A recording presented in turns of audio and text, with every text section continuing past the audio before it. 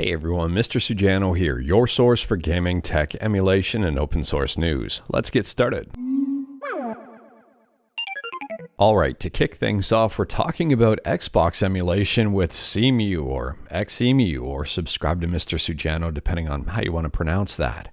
And Xemu just got a brand new update that you may be interested in. Now, it's worth pointing out that this update is not live just yet, but they are preparing Xemu to incorporate this.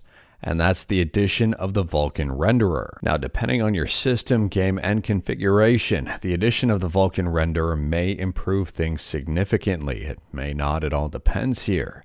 And it's worth pointing out that Vulkan might not be perfect from the start, but they are working on it and they are improving it. Now, this is currently a work in progress. They are testing things out, and I'm very curious to see where things land. Let me know your thoughts about Vulkan and Xemu in the comments below. Next up, we're talking about DREAMM, which stands for DOS Retro Emulation Arena for Maniac Mansion and other LucasArts games, and I think it also stands for something else. Anyways, here DREAMM just got a brand new update. So at the time of filming, version 3.0 just dropped for DREAMM, and this is a massive update. They say they've got support for all remaining LucasArts and Lucasfilm DOS games, better 16-bit Windows support, expansion packs and upgrades now supported for most games that had them, video output now done with OpenGL, most DOS games now run in a fixed execution mode, and many new features implemented in the system BIOS, video BIOS, DOS, and Windows. This is huge. There's also performance improvements, stability improvements, and a whole bunch of bug fixes. But wait, there's more. DREAMM now has an improved look and feel. Game selection is now scrollable and supports type to find. Multi-disc game installation is now directly supported. They've got an improved per-game configuration interface and advanced configuration options for CPU speed and joystick remapping. So if you are curious about DREAMM and wanted to learn more about it, I'll drop a link to it in the description below and feel free to check it out. Next up, we're talking about Android emulation on PC with BlueStacks, and I've been pinged a whole bunch about this one. There's been a security flaw in BlueStacks that has been found, and they say here it threatens millions of gamers. I'll drop a link to the article in the description below and feel free to check it out. It affects versions prior to versions 10.40.1000.502. So from my understanding, to avoid this vulnerability, all you've got to do is just update BlueStacks if you use BlueStacks. And on top of that, I think it requires physical access to your PC, but I could be wrong here.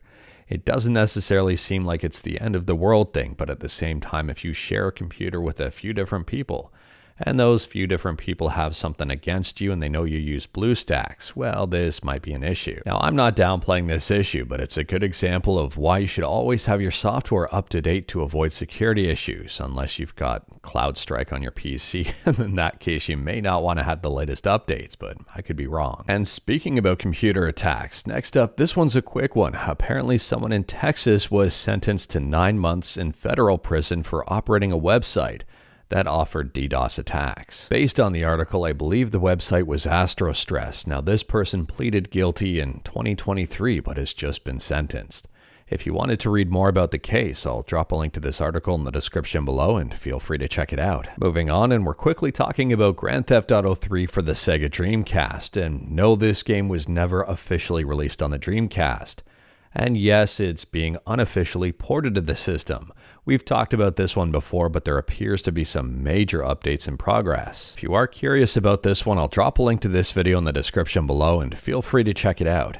Taking a look here though, it seems to be rendering, I don't want to say this is playable, it's booting and in-game. However, this is running on an unmodded system, which to me is pretty impressive, and I think it's got the potential to run very well.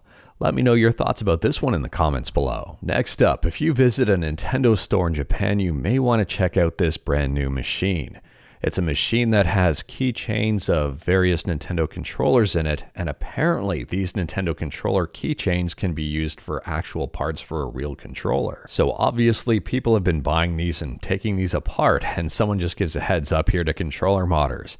These use OEM parts, including T3 stick boxes. So honestly, if this is all true, it's a fantastic way to get some brand new parts for some old controllers and to refresh them with OEM brand new parts. And the crazy part about all of this, to me at least, is they even come with silicone pads, so this is not some sort of cheap toy here. This is the real deal and super handy. Next up, we're talking about Humble Games, and there's a lot of rumors out there right now that Humble Games is shutting down. So people who used to work at Humble Games have taken to Twitter, or X, and also LinkedIn. Well, friends, me and the entirety of Humble Games was laid off this morning. However, according to Video Games Chronicle, Humble Games has said it's restructuring its operations, but that the business is not closing.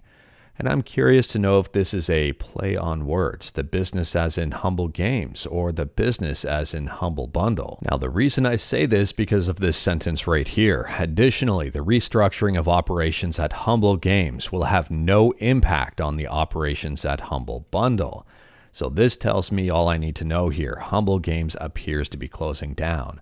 I mean, how can they run it when they've laid off the entire staff? I'm actually kind of surprised about this one, considering Humble Games I thought had some pretty cool releases. I mean, they've been pretty busy. I guess the years of video game recession continues. Let me know your thoughts about this one. Next up, we're quickly talking about the PS5, and PlayStation has just issued a brand new update for this console. I would argue that people who are interested in modding consoles probably shouldn't update. But on the other hand, for most people, this update will probably be pretty interesting. I mean, they say here now you can invite other players to game sessions by sharing a URL to the session. Voice command now supports the ability to open game help action cards by saying show game help. We've improved system software performance and stability. They've updated the device software of some DualSense wireless controllers to improve stability. And they've improved the messages and usability on some screens. Now, I'm pretty certain that this bullet point here for system software performance and stability also has to do with fixing vulnerabilities, but I could be wrong. Moving on, and we're quickly talking about one of my favorite Linux distributions, and that's Pop! OS.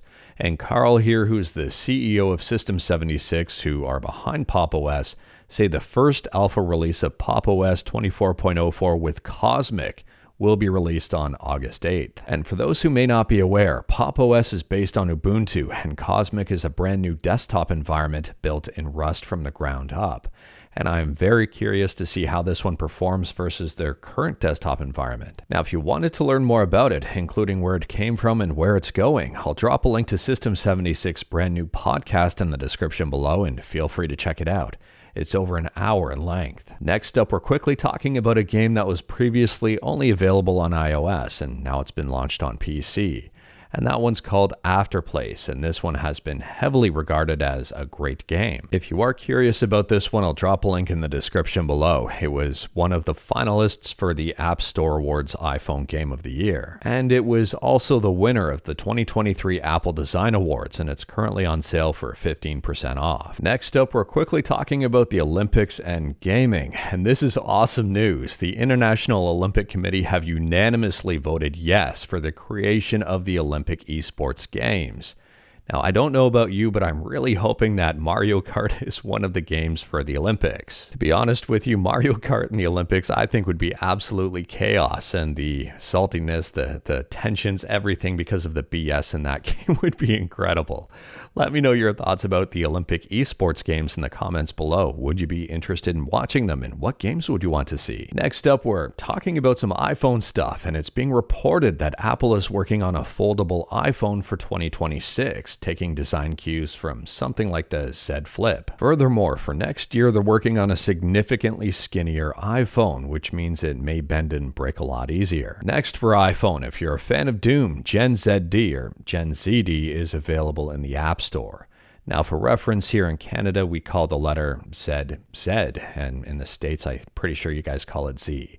So just a heads up when I say Z, it's Z, it's interchangeable. Now, for those who may not be aware, GenZD is a port of GZDoom, which allows you to run WAD files. And also for iPhone here, Delta just got its brand new update, and this is the one that was previously available on the Alt Store, but now is available on the App Store. This update here is version 1.6.1, has a whole bunch of bug fixes devices and now supports using iPhone skins on the iPad. And last up here is a quick heads up if you're interested in the AMD Ryzen 9 9900X.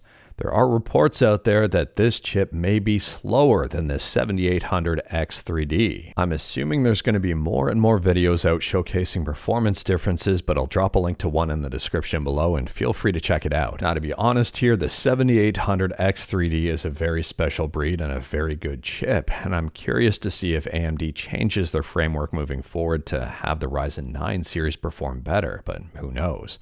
Let me know your thoughts about this one in the comments below. But anyways, that is all I've got for you in this one. Straight to the point, all stuff and the one fluff. We talked about a bunch today. Let me know your thoughts about anything we talked about in the comments below. If you liked this video, leave a like. If you didn't like this video, leave a like. Hit that subscribe button, check out my other videos. Don't tempt fate, save your state.